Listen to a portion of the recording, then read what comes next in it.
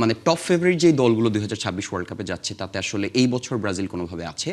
আপনাদের যে চির প্রতিদ্বন্দ্বী রয়েছে তাদের হেক্সা মিশনটা আপনার জীবদ্দশা আপনি দেখতে চান, সকালবেলা আসলে তাদের জন্য কি দোয়া করে আসলেন যেহেতু তাদের বিশ্বকাপটা আপনি তাদের হাতে দেখতে চান, নিশ্চয়ই তো কিছু একটা দোয়া করেন সবসময় তাদের জন্য। নট রিয়েলি, কারণ একটা সময় ছিল যখন আমরা ছোট ছিলাম, ব্রাজিল খুব ভালো একটা দল ছিল এবং একটা খুব হেড টু হেড কম্পিটিশন ছিল যে ব্রাজিল জিতবে নাকি আর্জেন্টিনা ওয়ার্ল্ড কাপকে জিতবে। কিন্তু আমি যদি এখনো বাংলাদেশের কালচার, বাংলাদেশের ফুটবল ফ্যানদের যে কালচার বা সাবকন্টিনেন্টাল কালচার যদি আপনি দেখেন, তাহলে মনে হবে আপনার কাছে যে মানে হেড কাউন্টে যে ব্রাজিল আর্জেন্টিনা খুব কাছাকাছি একটা কম্পিটিশন। কিন্তু আপনি যদি আসলে এই মুহূর্তে খেলার অবস্থা দেখেন, আমার মনে হয় না মানে টপ ফেভারিট যে দলগুলো 2026 ওয়ার্ল্ড কাপে যাচ্ছে তাতে আসলে এই বছর ব্রাজিল কোনোভাবে আছে। এবং এবছর ফ্রান্স একটা খুব হট ক্যান্ডিডেট হইতে পারে, আপনার নেদারল্যান্ডেরও কিছু টেকনিক্যাল কারণে হচ্ছে তাদের একটা সম্ভাবনা আছে, স্পেন ডেফিনেটলি খুব ইম্পর্টেন্ট একটা দল, আর্জেন্টিনার দল ভালো।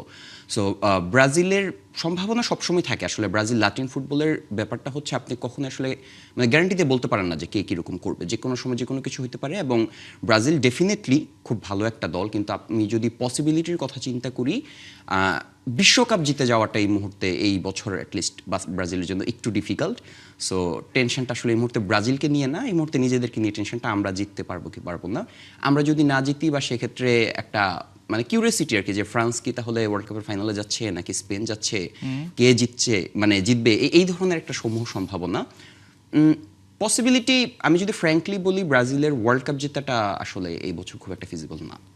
বাট অবশ্যই শুভকামনা থাকবে। পরিমাণে ঢাকঢোল পেটাচ্ছে সেটা তাদের দেশে, আমাদের দেশের সমর্থকরা যেভাবে আসলে তর্কে জড়াচ্ছে, তাদের উদ্দেশ্যে আসলে কি বলবেন? এটা গত 20-26 বছর 24 বছর ধরেই তো হচ্ছে এই কালচারটা, যে প্রতি বছর একটা না, ব্রাজিলের দেখেন আপনি যদি দল হিসেবে চিন্তা করেন, তাদের কোচ, হ্যাঁ কোচ হচ্ছে চমৎকার একটা কোচ। উনি রিয়াল মাদ্রিদের হয়ে বেশ কয়েক বছর টানা খুবই, রিয়াল মাদ্রিদের রিসেন্ট লাস্ট যে ভালো পারফরমেন্সের যে সময়টা ছিল পুরোটা কিন্তু হচ্ছে কার্লোর সময়।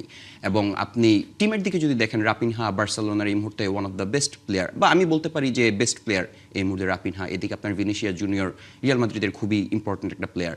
তো সব কিছু মিলে তারপর ব্রাজিলের প্লেয়াররা কিন্তু ইউসিএল এর ফাইনালেও হচ্ছে খেললো।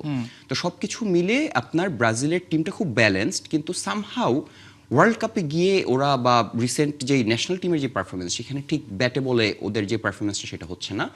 তবে কার্লো যেহেতু একটা খুব ভালো এবং এক্সপিরিয়েন্সড কোচ, সো এটা আসলে অনেক কিছু ম্যাটার করে আসলে।